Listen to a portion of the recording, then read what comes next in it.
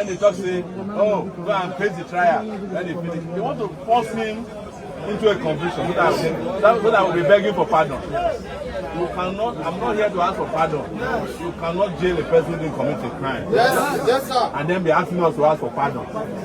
The people that needs to be arrested, tried, is Boko Haram, bandits, but most importantly, the international kidnappers that went to Kenya to kidnap Nnamdi Kanu. We must know them, they must be tried and jailed. Because they committed an international crime.